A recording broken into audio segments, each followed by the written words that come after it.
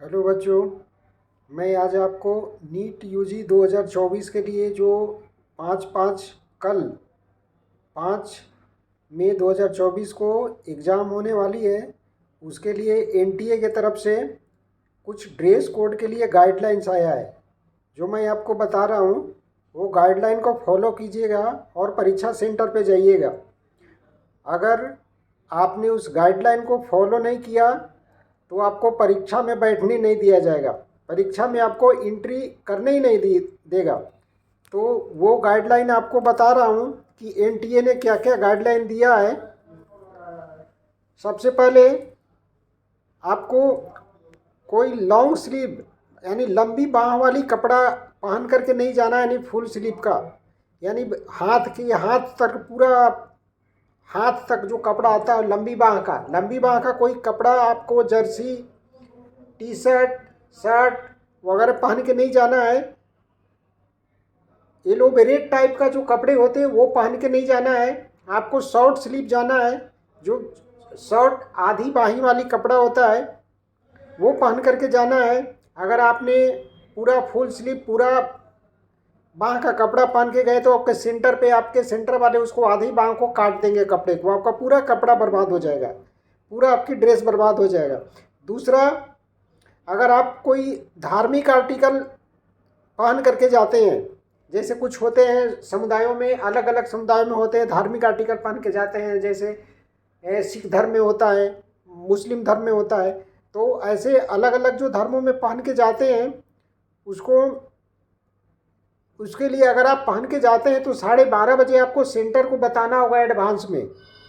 Centre पे जो भी आपका सेंटर हो उसमें 12:30 बजे जा कर के आपको बताना हो कि मैं ये पहन करके परीक्षा दूंगा, तो ये बताना बहुत ज़रूरी है।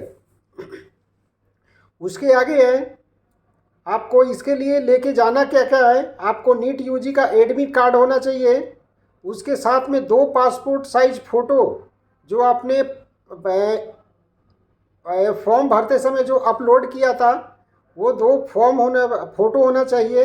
उसके बाद में कोई भी ओरिजिनल आईडी प्रूफ होना, जैसे आपका आधार कार्ड हो गया, पैन कार्ड हो गया, ड्राइविंग लाइसेंस हो गया, कोई भी ऐसे आईडी प्रूफ होना।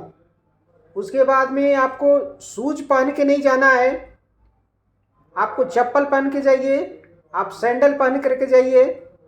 इसके बाद अगला है, आप कोई ऑर्नामेंट पहन के नहीं जाइएगा, जैसे कान का हो गया ऑर्नामेंट, बाली हो गया, टॉप हो गया, नाक में हो गया, सोने का हो गया, ये सब चीज़ें नहीं पहन के जाना है, आपको पूरा घर पे ही निकाल के रख देना है। उसका अगला है कि आप सिर में जो क्लिप लगाते हैं, आयरन का क्लिप लगाते हैं, वो क्लिप लगा के नहीं जाना है। आपको बाल में रबड़ का सिंपली हेयर बैंड लगा करके जाना है। तो ये सब चीज़ों ने एनटीए ने गाइडलाइन दिया है, जिसको आप फॉलो कीजिएगा।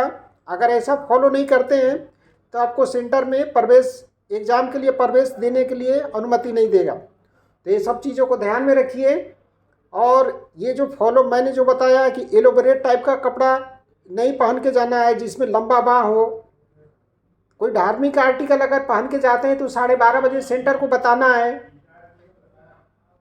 उसके बाद में आपको 2 एडमिट कार्ड लेकर के जाना है, 2 पासपोर्ट साइज फ़ोटो लेके जाना है, आईडी प्रूफ लेकर के जाना है, चप्पल पहन के जाना है, या आप सैंडल पहन के जाइए, शूज पहन के नहीं जाना है।